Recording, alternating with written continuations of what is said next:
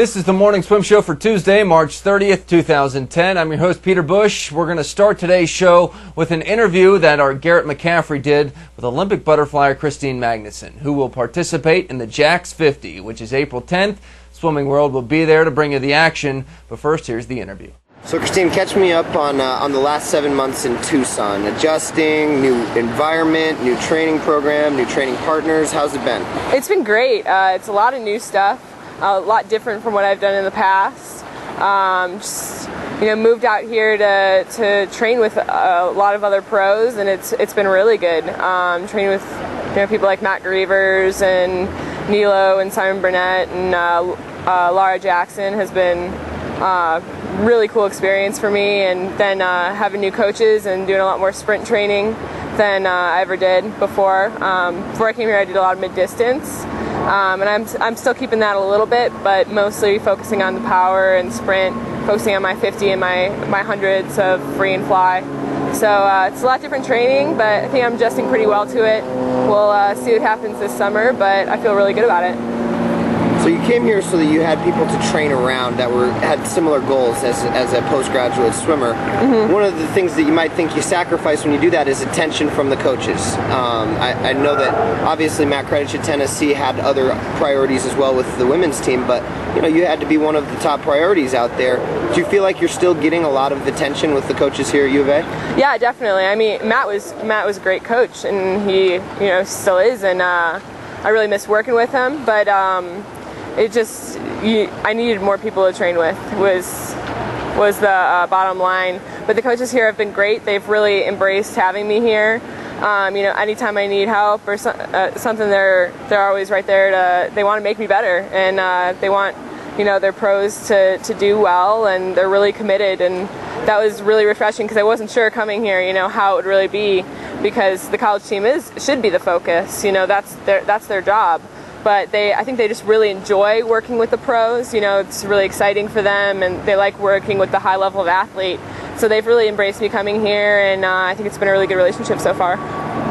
So when you come to a new program, a lot of times it's like you kind of have to prove yourself over again. Do you feel a little bit of that as motivation over the past few months to kind of, even though people have seen what you've done in meets and whatnot, day in, day out, it's kind of a different story when it comes to proving yourself. Do you feel, not necessarily pressure, but just a little bit of a chip on your shoulder to prove that you can do things and work out, and you're here to really get after it? I think I felt like that at least the first couple months.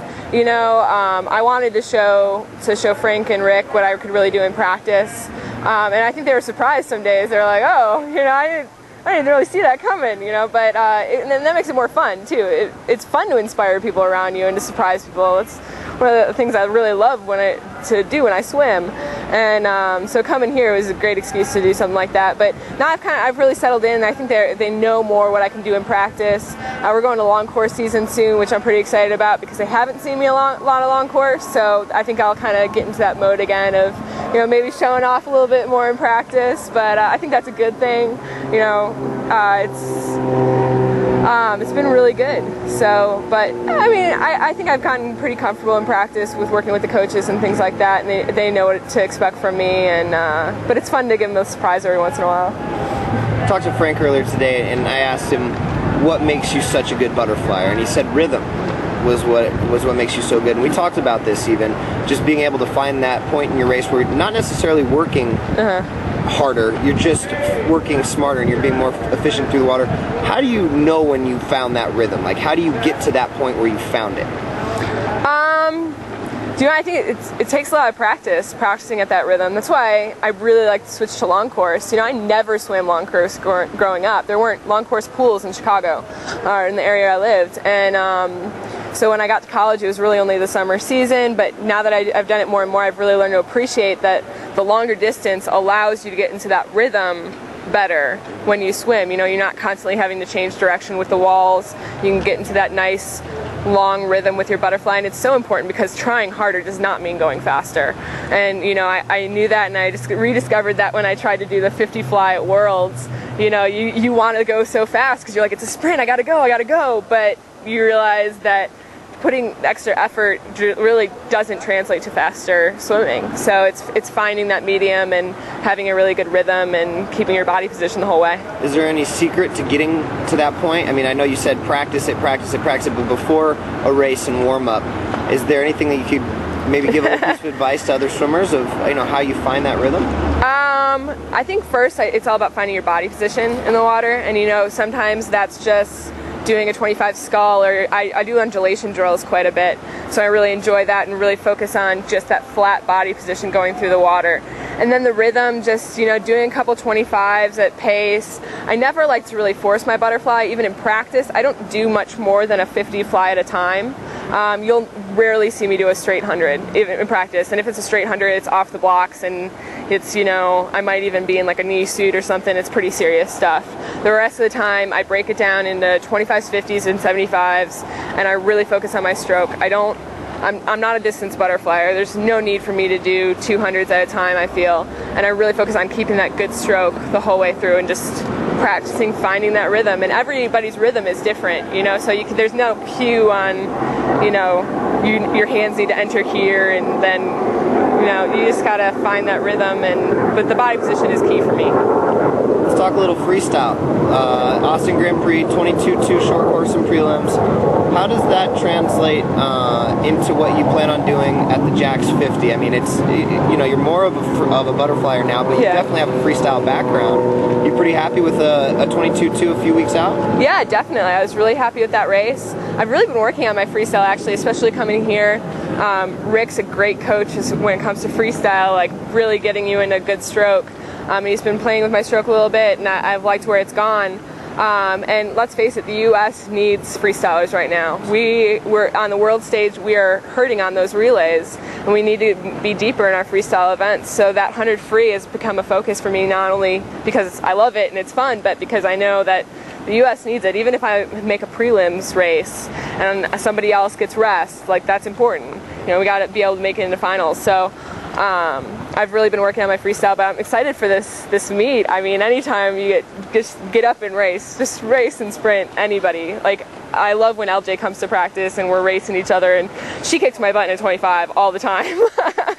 So I know what I'm going into when I'm racing Carolyn Joyce and those kind of people, but it's fun. I mean, who doesn't love a fast 50? Have you ever done a one-on-one type round-robin situation like they have set up? No, in fact, I haven't really heard of any of this kind of race in the U.S. before. Brazil's done it a couple times, I know, with their men, but I've never had the opportunity to be a part of it, so I'm excited. I think it's going to be like, I don't know if it's going to be like stare down or how intense it's going to be, but I'm sure it'll be fun. Have you thought about strategy at all? Because if you think about it, if you make it all the way to the championship round, you've swum 350s, I believe, in just a matter of an hour or two. And even though it's just a 50, that can be taxing. It can be a real taxing 50 yards of physical exertion. You know what I'm saying? Yeah. Have you thought about strategy at all? I have a little bit, because I was looking at the who's going, and I was like, man, there's some quick people going. I'm going to have to survive the first 2 rounds, and I think that's going to be big for me. If I can survive the first 2 rounds, I can have a shot at it, because I think I have the background where I'm a little bit more distancy. Is that a word, distancy? It is now. Sure, it is now. But I have that background, that will help me, I think. I can do 4 really fast 50s in an hour. I've done things like that in practice, and that's part of my training. So I think I have an advantage in that, where I don't die after a 50. Now, getting up and being really fast that first 50, that could be a struggle for me, because I am more of a 100 person. My speed is in my back half. So I think it's going to be surviving the first 2 rounds for me.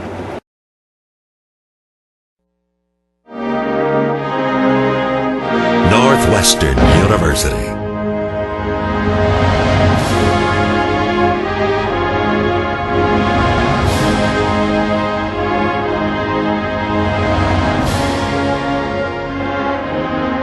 More than 150 years of academic excellence and a tradition of student success. Thank you, Garrett, and we will close out today's show by announcing our performance of the week, and it goes to University of Cincinnati swimmer Josh Schneider. He won the 50 free at the men's NCAA championships with an 18.93, stunning just about everyone there except himself. Josh came on the Morning Swim Show a few weeks ago, said that he thought he could beat Nathan Adrian, and he did. It was an amazing swim for a guy who had his first practice at the University of Cincinnati wearing lifeguard shorts. Congratulations, Josh Schneider. All right, that's it for the show today. I'm Peter Bush reminding you to keep your head down at the finish.